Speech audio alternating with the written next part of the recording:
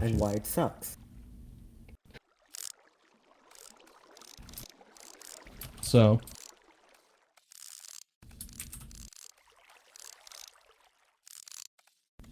and it also sucks too, and we'll tell you why that.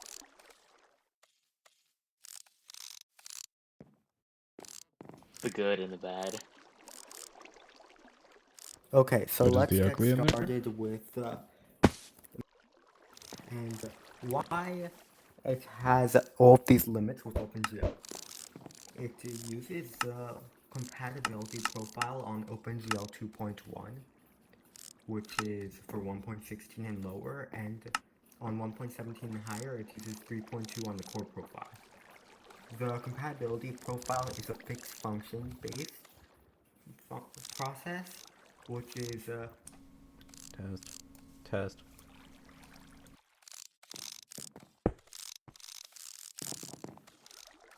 So nowadays in modern rendering, we have these the main two things is vertices and fragments. So a fragment in general, there is a little bit of a reason why they don't just call it pixels, but in general, fragment is just a pixel that is on your screen, and a vertex is just a point in space, and then there can be other attributes tied to it. So OpenGL has been, since 3.2, been pivoting towards pretty much only having everything run through these things called shaders, which manipulates these two types. Now there are other types of shaders, but these are the main two. So if you can look at the I don't know if it's too small or not, but there's a diagram that is sort of like a pipeline where for each step, data will go through this thing, it'll get changed around, then it'll go to another thing, it gets changed around, and then another thing and another thing, and yeah.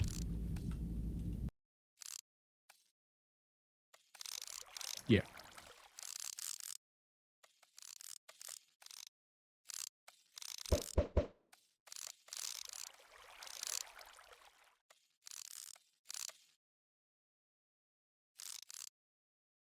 okay. So what are shaders?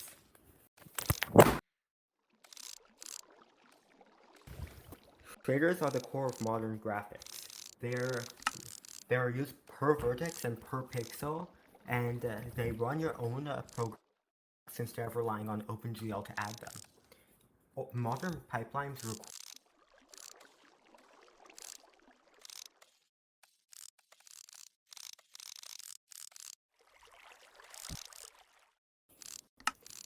while older pipelines do run without shaders using a fixed function.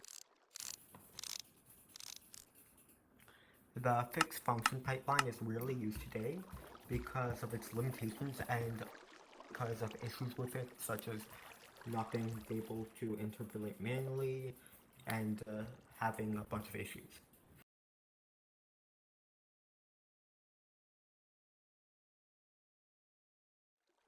So with core shaders, which are the main thing that gets run in 3.2 and above, those are used to actually render terrain, and those aren't just a sort of layer that's put on top of an existing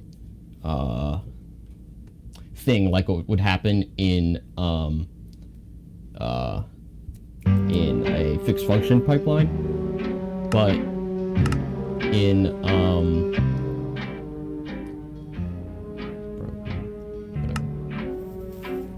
on the other hand, in a compatibility context, you will have composite shaders that run on top of fixed function and will manipulate them after OpenGL has done its work on it. So from version to version, OpenGL has pivoted towards putting that work on the user rather than itself, so they can optimize it for that, as well as so they can just put less of a workload on their side.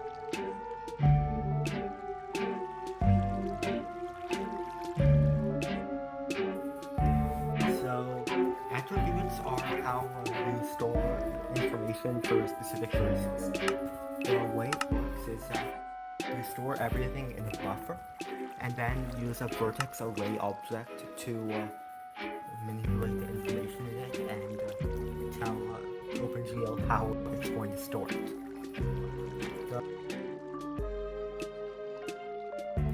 And then once in pixel context, you use the varying command, and it can convert it and interpolate it to be used in specific pixels.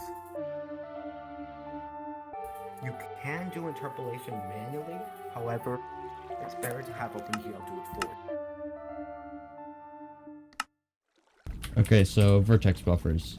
Now, you may have heard of this before. Minecraft used to have a setting for use VBOs. And a VBO, in short, is just a bunch of data on your graphics card. And they're used as vertex data.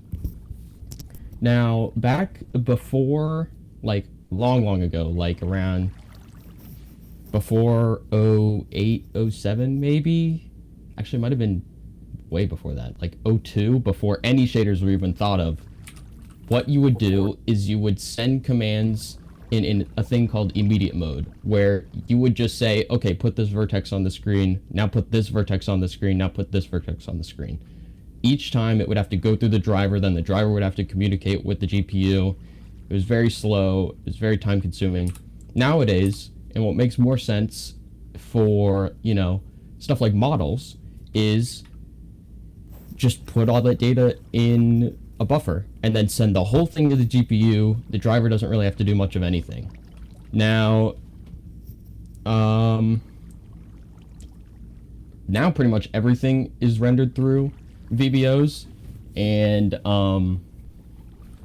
that's one of the main roles of Blaze 3D, is to actually just do that compilation itself instead of relying on the driver. You just toss everything in a vertex buffer as it's being generated, and then you send that to the GPU, and you don't have to rely on the driver to do stuff. So what are VBOs not for? They are not for binding random data for use in a shader, because they have a very strict size limit. You don't want to go above it, otherwise things get really slow really fast. You would want SSBOs for that, which will be explained later. It also is not a way to tell shaders how to interpret vertex data. That is VAO, the vertex array object.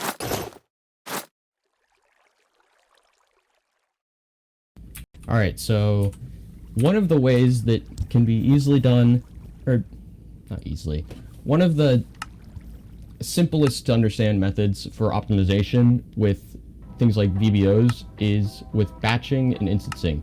Now, batching is when you take all of the vertex data around it and you put it all into one, and you have the least amount of changes between them as possible. Because the less you have to communicate with the driver, the better, really. The whole main game with this is that the driver doesn't have to send stuff to the GPU every time you call it. You could just do it once when everything's been put into one big batch. Now, instancing is similar to batching, but instead of doing everything on the CPU, where you create all the buffers and you manipulate all the data, then you put it all in a vertex buffer, you give it one vertex buffer, and alongside it, you give it data to manipulate that, and a bunch of those instances will run. So for example, if I have a bunch of players here, right, in front of me, each one of those players would be an instance of a player model, and then for each instance in between, I would give it, like, because all of you have different skins, I would give it a texture, I would give it different rotations and positions for like arms and stuff, because, you know, you're sitting in different ways. And then I would also give it maybe some other data for how it would be rendered. So that is kind of a successor to instancing, or it's a successor to batching, and it's just a better way to render faster.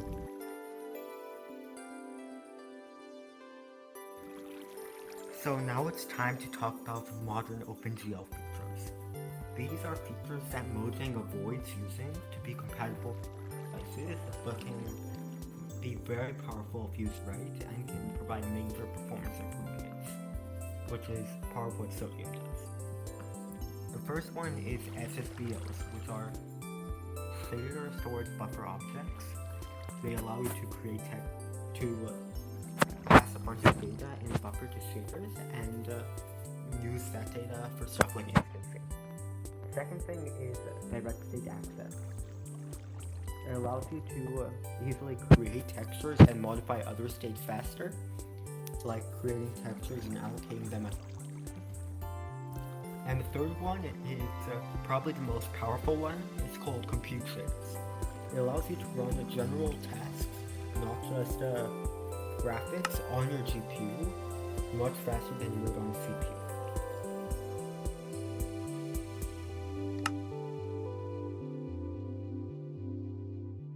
Alright, so sodium. So now that we're both considered sodium maintainers, now we have to deal with this.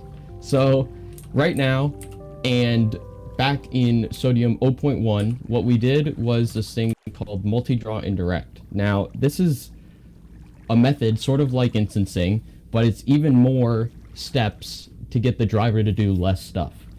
The bottleneck in general is the driver and sending stuff to the GPU. Communication to the GPU is really important, and the faster and more efficient we can do it, the better.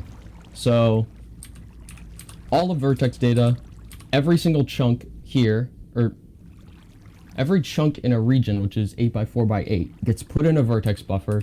That whole thing gets sent to the GPU once, instead of like updating a lot, and then it's all rendered in like one draw call. So that's only one communication to the driver that has to happen, because you want the least amount of communication with the driver as possible to get what you want done.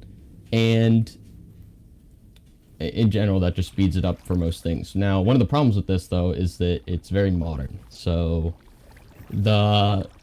that continues the theme with the more modern it is, the less communication to the driver it is. But unfortunately, the things that would probably benefit from it the most, which is like, you know, old computers, is kind of singled out. It doesn't really have support for it, which is really unfortunate because they'd probably benefit the most from it. So there's also DSA. Now, it is an optimization somewhat. It's just you don't have to bind things. There's whole concept of OpenGL being a state machine and binding things to work on, and it's really just a pain in the butt. It's really annoying, and this just makes it to where you just send a reference to anything that you want to work on with the command rather than having to bind things beforehand, because that ends up eliminating a ton of different bugs. It ends up just making development faster, and then one of the benefits is that it ends up just making rendering faster, which is just a huge plus.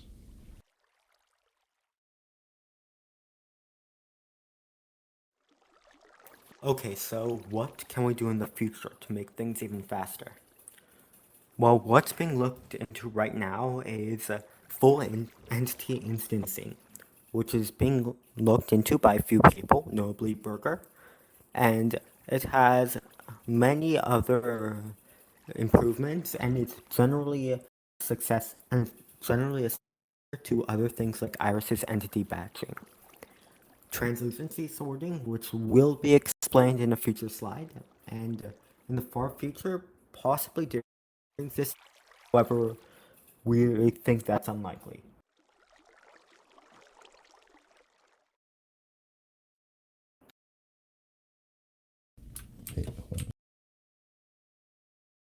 Alright, so there's been a lot of talk recently about Vulkan and Minecraft moving to Vulkan.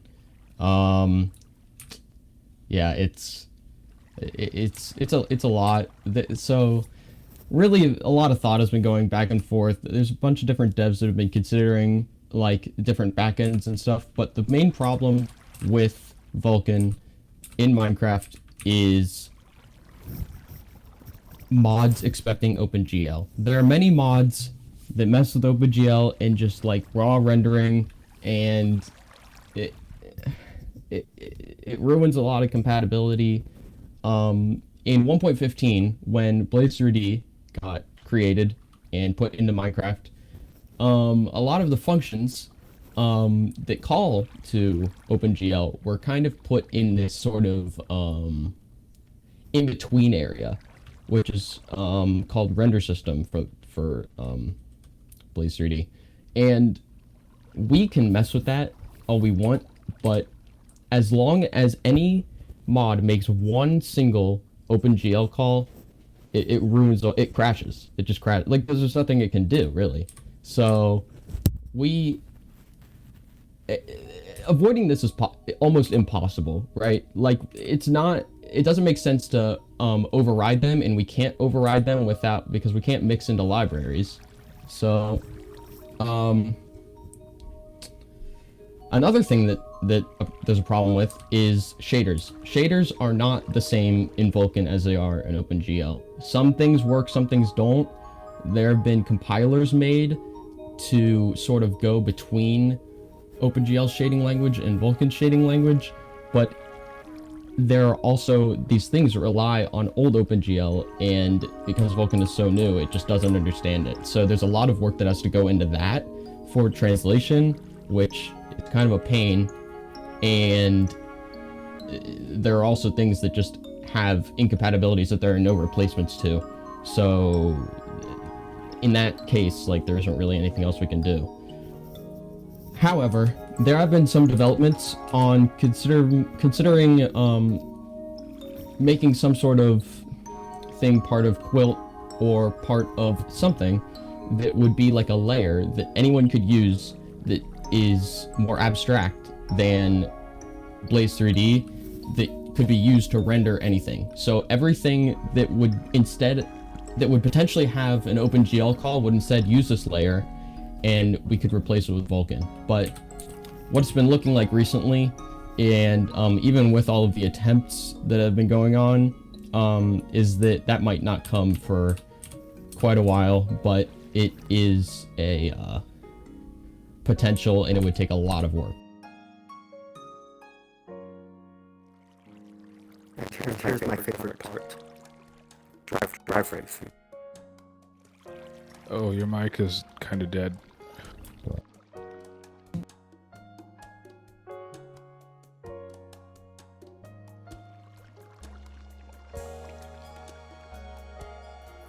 Drive racing.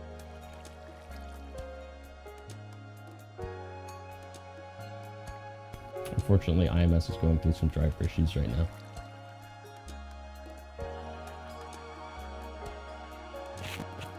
Is it working now? Nope. No.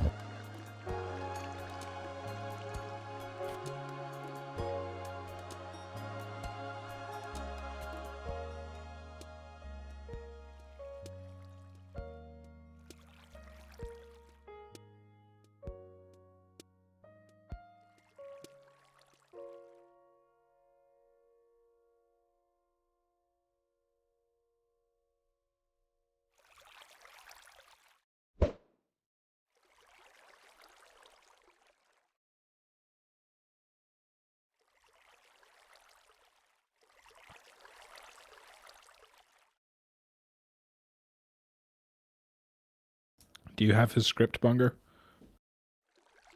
I do, yeah. I can just move on, Maybe, honestly, but... yeah, maybe best for you to I don't continue wanna... while he figures that out. Sure, that works. Alright. Testing. He did experience some driver issues. Oh! Oh! There we go.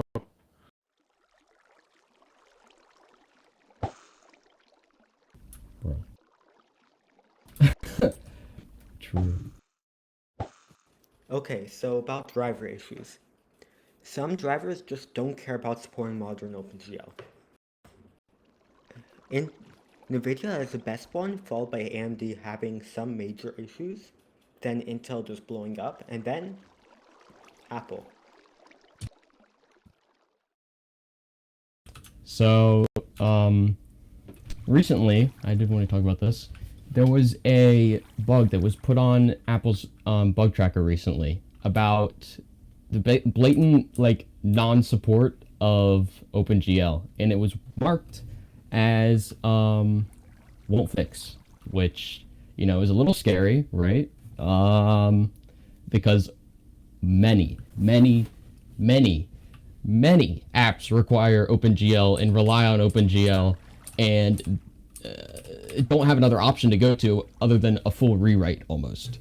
It is, there have been some solutions proposed. There was this one person that was actually working on a Metal implementation of OpenGL 4.6, and that could maybe work, but it hasn't really had a ton of work recently, like in the last couple months. Yeah, past 2 months. It's kind of I mean, it's a huge undertaking, so it's not something that can just be feasibly manned by one individual. So one of the alternatives that we can do is go to something like Vulkan, right, or like WGPU, or like Metal even, or, you know, some other backend other than OpenGL, because this isn't going to work for the foreseeable future. So, as I was talking about before, there has been sort of an effort to push towards implementing backends that just normal mods could use to limit incompatibilities, and then there have also been some work on Sodium's end to abstract what they've been doing, so we could maybe work on a Vulkan implementation of Sodium, or a Metal implementation of Sodium, and we could move forward from there.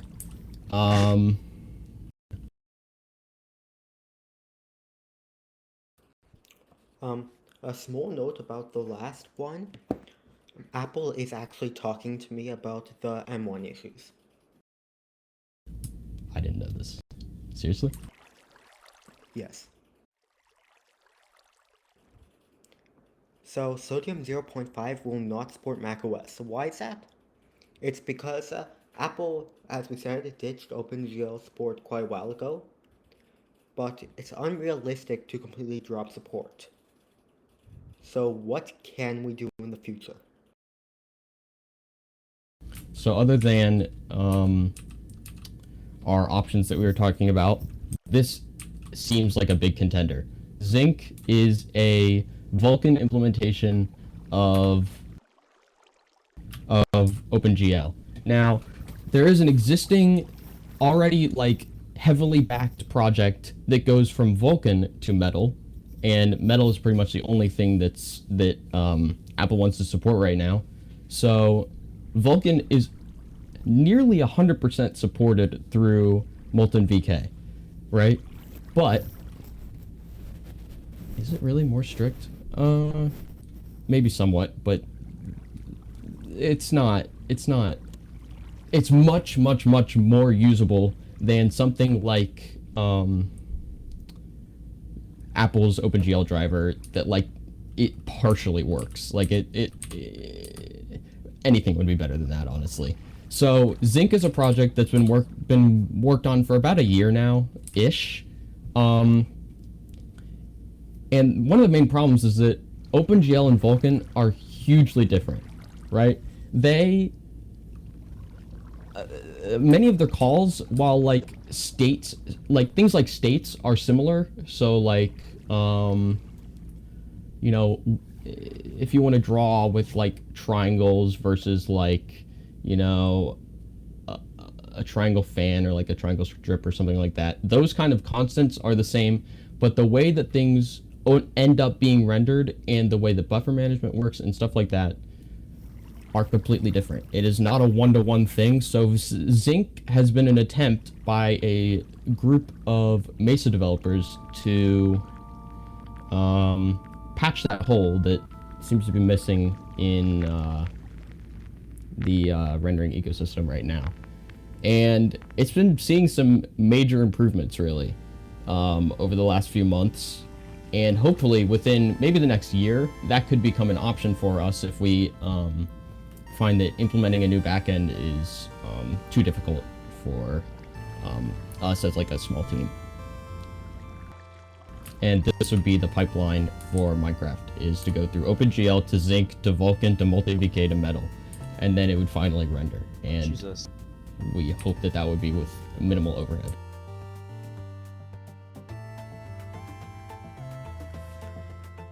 It's time to talk about the worst part, translucency sorting. This is the thing that everyone has been complaining about in Sodium for years now. And it is a very hard thing to get right. The issue with it is that regardless of the game, you need to either sort translucent objects or use something called ordered independent translucency, which is a way of compositing a bunch of translucent objects separately and drawing everything at the very end. But that does not work with shaders, which is why it's being avoided.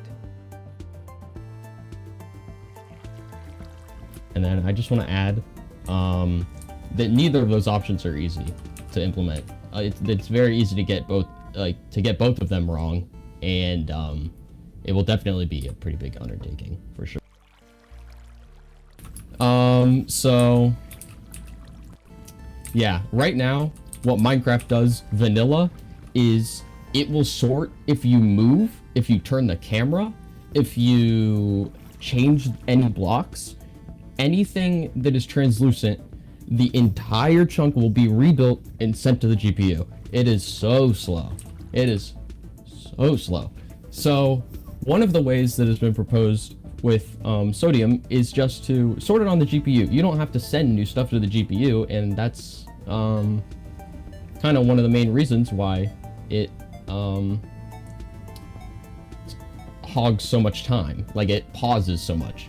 And while this works, we've been thinking about... Oh, what?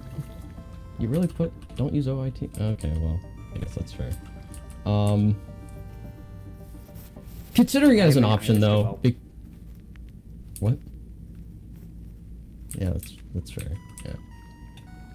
In a environment where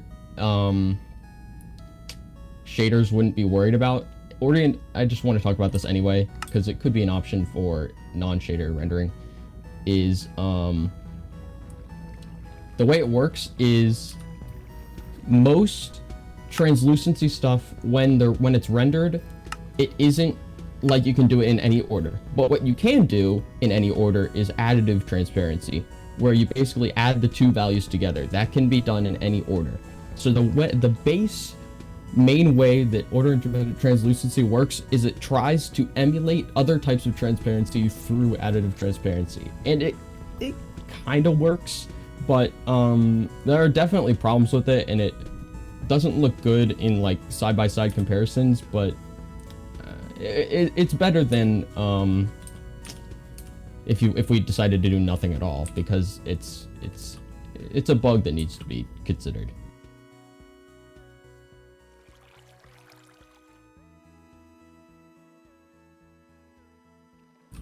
Yeah, so this is a lot of comments that we get, and a lot of these are very How about irritating. multi-threading?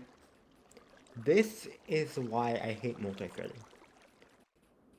Or why I hate people asking for multi-threading. Because it makes no sense.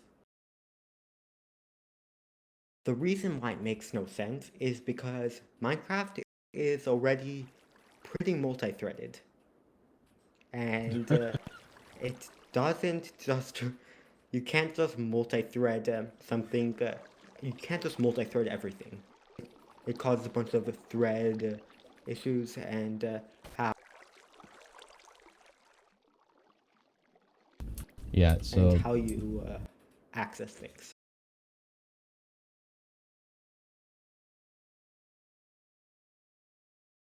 okay, so me and Cortex have been working on Sodium 4.5 recently, like very recently, like within the past week recently.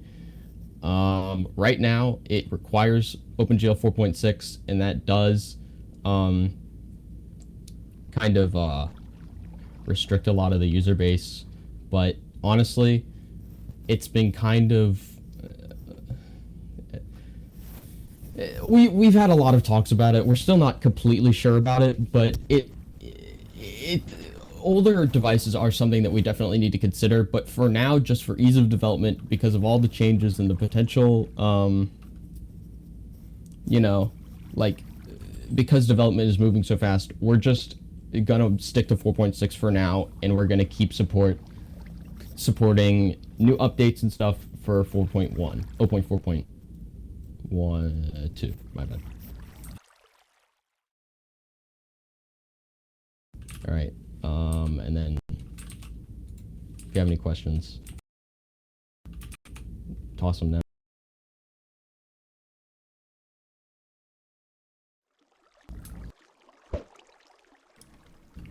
So we have one. Any progress towards max support for sodium 4.5? And the answer right now is no. It'd probably be in like 4.6 or something. Unless zinc gets better soon.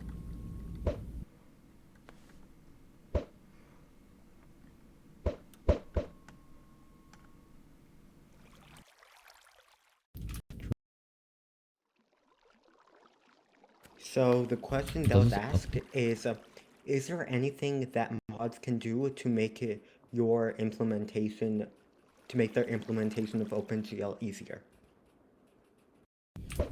Yes.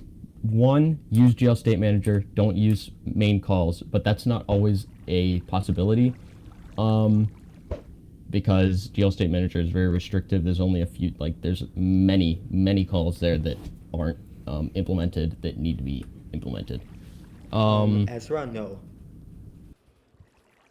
And the then, main thing is that I recommend using your own render system. If GL State Manager doesn't provide what you need, make your own.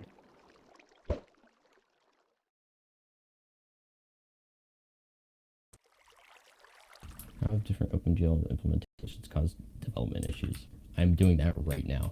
Before this talk, I was working on problems with different different OpenGL implementations. Now, many of the driver creators have tools to debug them. Like RenderDoc is just one that's just for general, but there's also Intel GPA for Intel. There's I think something for AMD, but I haven't looked into it. And then for NVIDIA, there's Nsight. And these will give specific details about problems and let you look into what's happening in each frame a little bit deeper than something more general. And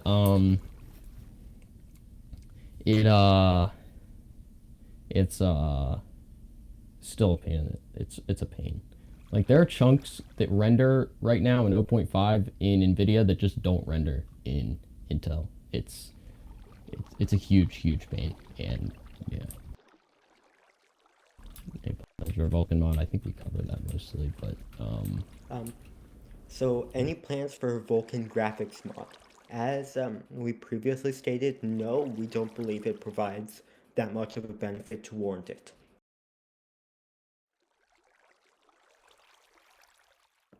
Comp. what do you say?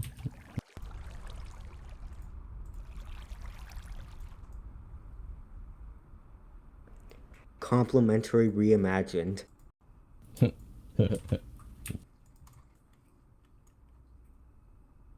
When will Kronos update OpenGL? It probably won't. I'm gonna be real with you. 4.6 is probably the last one. I'm gonna not lie. It's kind of dying. 4.6 was released in like 2017. That's 5 years ago already. I don't think they're doing anything. I don't think they're doing a 4.7. I don't think they're doing a 5.0. Yeah. So how difficult would it be to bite the bullet and do what Apple wants by implementing a metal backend? Would it be best to write this in C++ or Java to minimize dealing with foreign?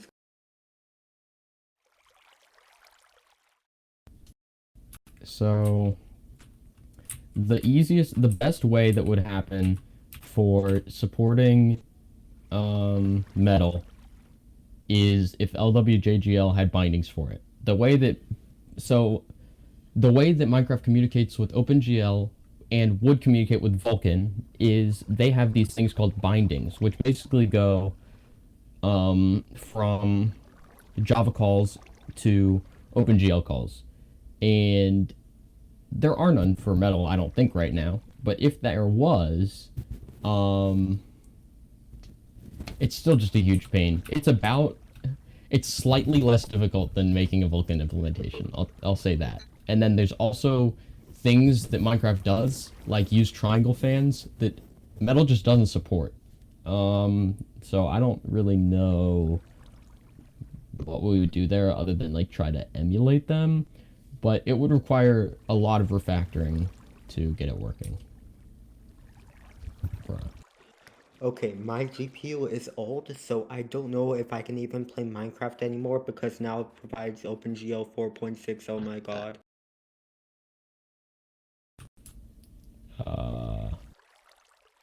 Yeah, I mean, Sodium 4.0.4 will be maintained for as long as we can until the problem gets looked into more. But I mean, newer Sodium updates probably won't be accessible because, you know, at some point there's a limit to what we can do with older OpenGL implementations, and we're near that limit, really. Progress needs to happen, and I don't think that it makes sense to stay held back when we can just keep one main Sodium version in like a sort of state of maintenance, and then just do our new work that's a bit more restrictive. 2009 is too old, okay? I'm sorry. I'll say it. Okay, is OIT working with shaders a fundamental issue or something just to do with compatibility? It is a fundamental issue. It can't be fixed by changing the shader pipeline and how it works, but can't work with the existing shaders. The reason for this is because shaders can write to their own frame buffer, which means that we can't depend on compositing things.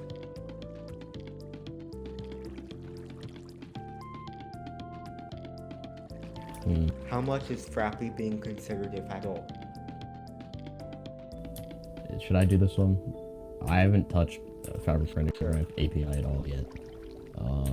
It might happen at some point. It is not a priority compared to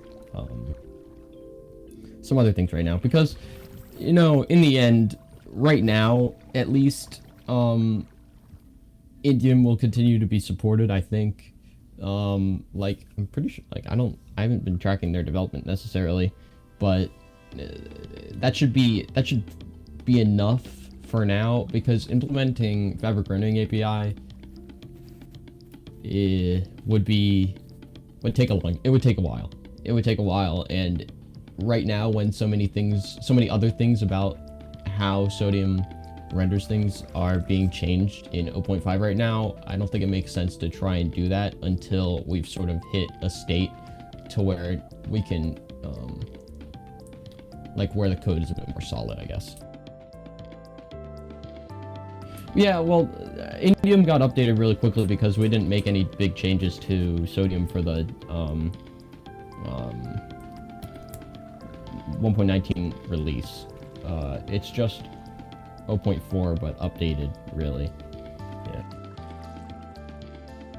Why does Apple do this to us? It's probably so they don't have to hire a bunch of new developers, honestly. That's the real reason. Or not hire a bunch of new developers, but just, like, keep having to pay the old developers that are there, that have to, like, write drivers and stuff like that, which driver development's a pain. As it is. Okay, yeah, they are a multi-trillion-dollar company, but you know they're profit-focused and they're just gonna do that. You know, that's how they work. How is PBR going for Iris and how does PBR work? PBR is going well. We have test builds on our Discord if people want it. The way PBR works is that it uses vertex attributes provided by us, plus a normal and specular map provided by texture packs. Stitching that normal and specular map is the hardest part.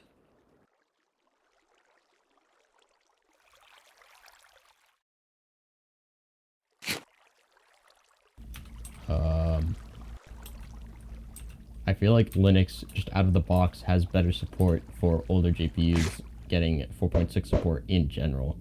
So, if your GPU doesn't support 4.6 on Linux, then it probably wouldn't be much better on Windows or macOS anyway. But, if it has, like, shoddy 4.6 support, like some GPUs do that work better with like Vulkan, then that could be considered. But if they just don't, like, if they just straight up don't support 4.6 and they're on Linux already, then I'm gonna be real with you. It ain't looking good. Like, there's nothing you can really do.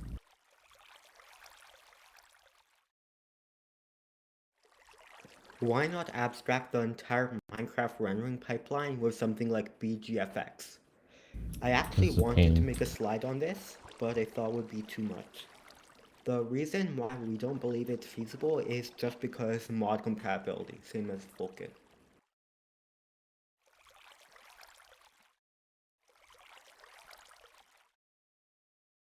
What do you say?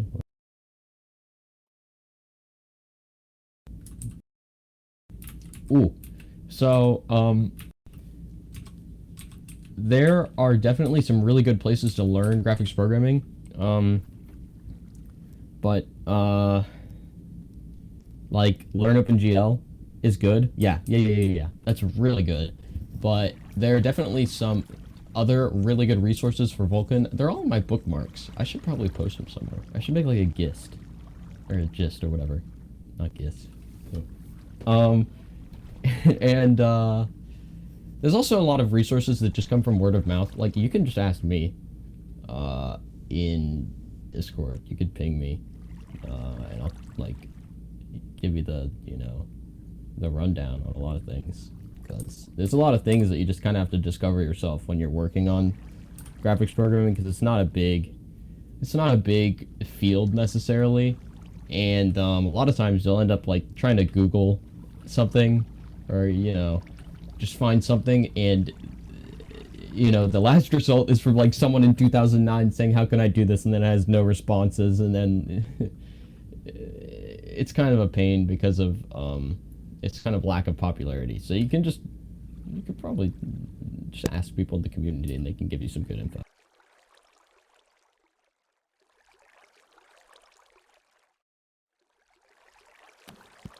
How did you two get started with learning OpenGL? I tried adding shadows to Iris and I failed.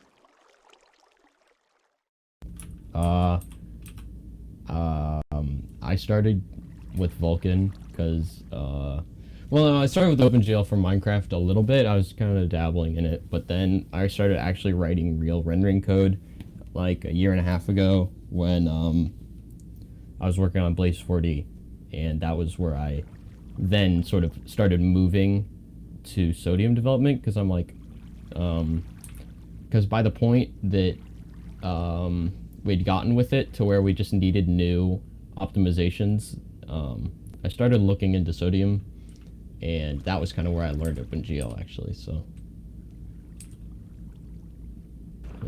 So, are there backend independent rendering APIs that mods can use instead of Blaze 3D? Technically, So- yes, but realistically, no. there is something in development right now that might, I talked about it earlier. There is this thing called, what's it called, Spectrum, I think. It's either Electrum or Spectrum. Burb sucks at naming things. And it is a potential, if it goes anywhere, and if a lot of support goes to it, it really could be a potential solution to mod compatibility if mods adopt it, and if it has like a strong enough API to where like people will really want to go out of their way to do it, and if Vulkan backends or, you know, metal backends or just different backends start popping up and the need is there for people to start actually coding with them. Because if there is no need, then people probably won't look into them that much. Yes.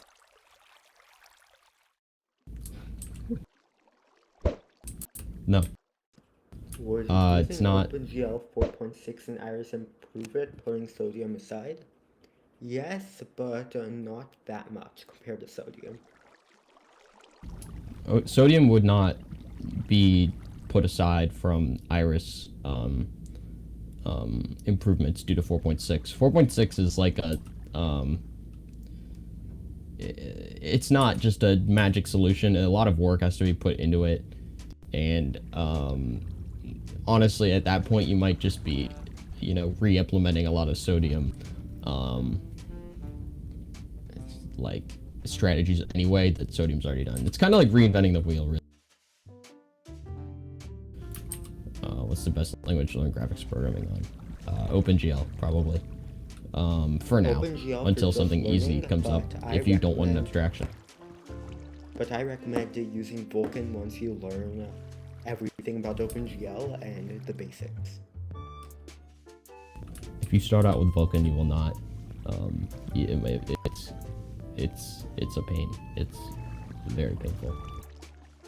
Oh, programming language. I read that wrong. Probably not Java, but LWJGL is pretty good. You should probably do like C++ or like Rust maybe.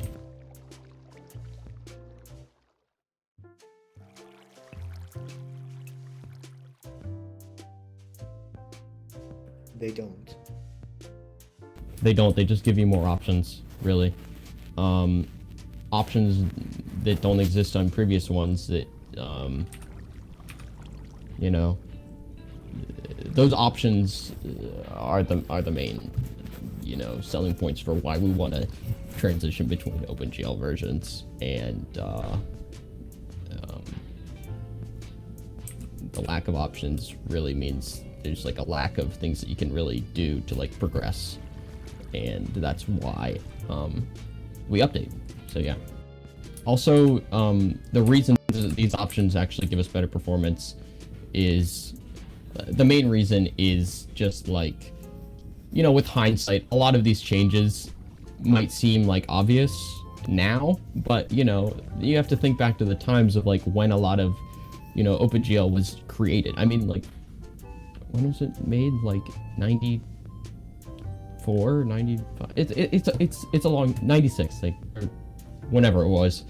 It's been a while, and you know, they didn't have the knowledge that we do now about how graphics cards will even be created and how they work and stuff like that. And that's just hindsight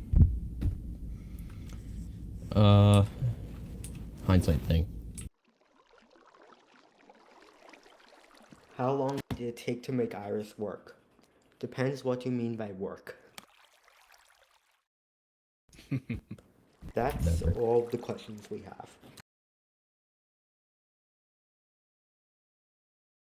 If there's any late questions, feel free to get them in, but there's only about 5 minutes.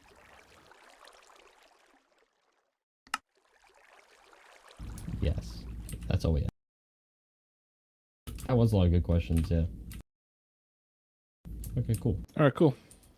Oh, Thanks for that. wait, do you want to actually ask that? TBO is... Wait, what is it? I don't know.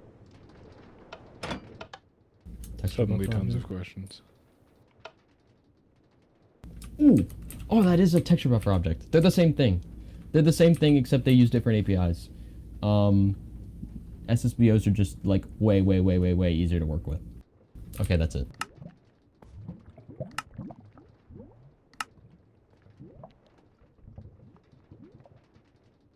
Bye.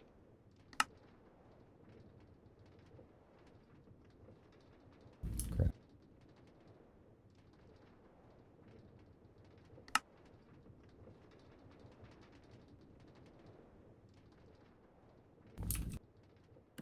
We should leave on this image. That would be kind of funny.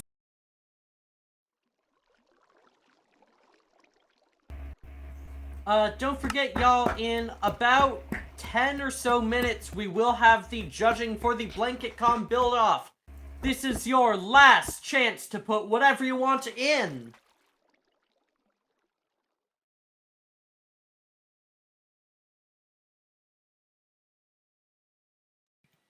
How does the judging work? think Judging's it's gonna be pull done list. by the host of the build-off and maybe a couple other folks. They're just gonna go around and pick out which ones they think are the best. I'm not part of the judging panel, so I don't really know much more than that.